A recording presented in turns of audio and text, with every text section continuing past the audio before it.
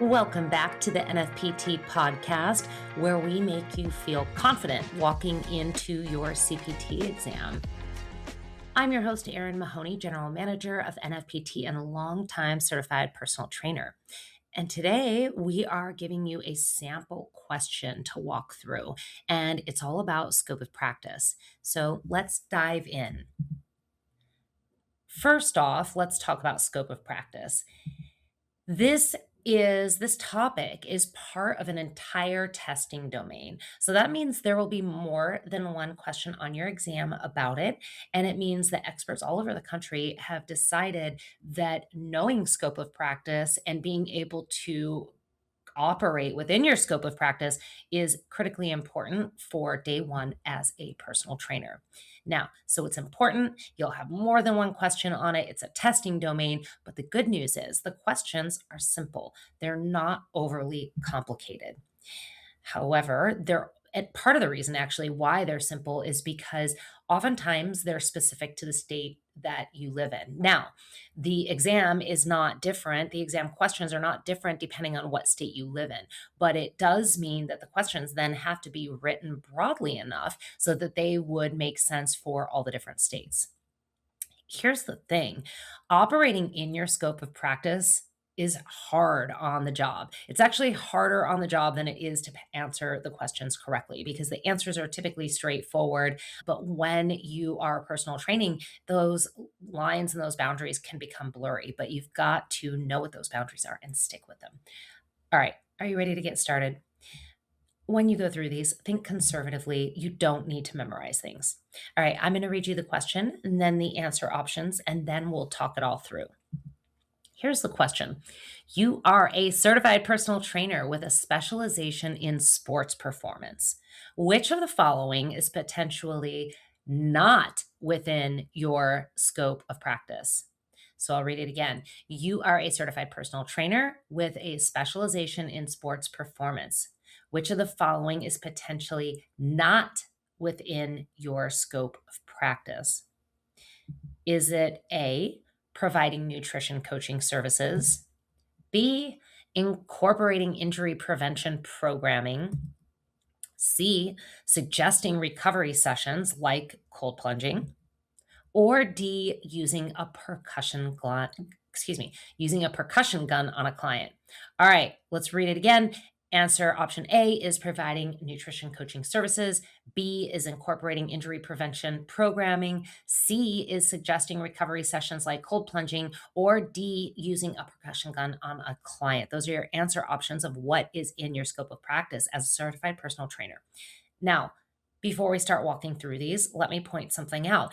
There's information in the stem of this question that is not relevant to what the answer is. And that part is where it clarifies that you have a specialization in sports performance. So, as the question reads, you're a certified personal trainer with a specialization in sports performance. It doesn't matter about your specialization in sports performance.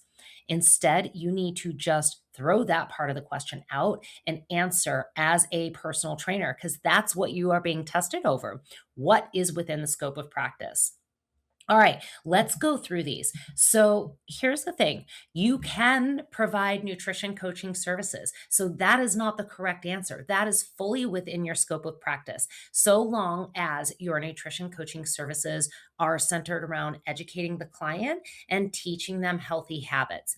You're never going to be providing prescriptive diets to clients or helping them with a medical condition through your nutrition recommendations. So answer option A is totally fine. Answer option B is incorporating injury prevention programming. So injury prevention includes things like foam rolling, static stretching, activation techniques, core stabilization, core strength training, all of the things that go into helping a client prevent injury. And that is fully within your scope of practice because you're not treating an injury. Instead, you're using movement in order to keep the body moving correctly. So, incorporating injury prevention is fully within your scope of practice as a personal trainer.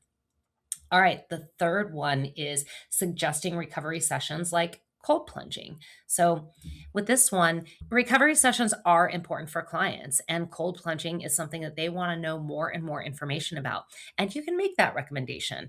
Make sure that you know the research and make sure that you know about the conditions that your client has that maybe is a good idea or a bad idea. But there's nothing outside of your scope of practice that says you cannot suggest a recovery session like cold plunging. Now, that leads us to answer option D, which is using a percussion gun on a client. Now, you might be thinking, I see trainers do it all the time. Now, first of all, it could be depending on the state that you're in. But the other thing is just because you see other trainers doing it doesn't necessarily mean that is correct. You should never be physically manipulating your client or using any kind of modality directly on them. What you could do is have a percussion gun and show them where they could apply that pressure, but you don't want to be performing it yourself unless you are a licensed massage therapist. Excuse me, unless you are a licensed massage therapist, athletic trainer, or physical therapist. All right. So, as we wrap this up and you think about how to remember this, here are some big no's for scope of practice. You never want to be providing prescriptive dietary advice. You also never want to be physically manipulating a client. This also means you don't want to be applying tape or treatments directly to your client. And then, lastly, something that is important to remember, but you don't want to be engaging in therapeutic discussion. So, you'll get to know your clients. They might bring their problems to you, but make sure that you're not trying to treat any or suggest that they have any kind of diagnosis. Now, on the flip side, the things that you can do, you can provide nutrition coaching and education. You can also incorporate injury prevention and corrective exercise. You can make recommendations of what they should be foam rolling and stretching and the different activation exercises they can be doing. And ultimately, what you're doing is you're promoting healthy lifestyle change habits with them. That is a yes. And you're doing that by implementing exercise and nutrition as a way to achieve those lifestyle change habits. So, those are your no's, those are your yeses. And that is an example of the type of question that you might see on your CPT exam. All right. So remember the NFPT differentiator, why we're here, what we're doing is because CPT success shouldn't be complicated. We are here to reduce the overwhelm and make it simple. So if you haven't already, enroll in your NFPT CPT today and get even more information like this. But if you are already enrolled in a CPT, then check out our recorded exam prep series. So that is aimed to supplement any CPT course that you might be going through and full of helpful information to make the entire process easier. All right, that's it for today. Thank you so much for joining. I'll catch you next time. Until then, stay well and keep moving. Today's episode is brought to you by Summit Professional Education. Unlock your potential with Summit Professional Education, your trusted partner for expert-led courses, flexible learning, and essential CEUs. Elevate your skills today at summiteducation.com.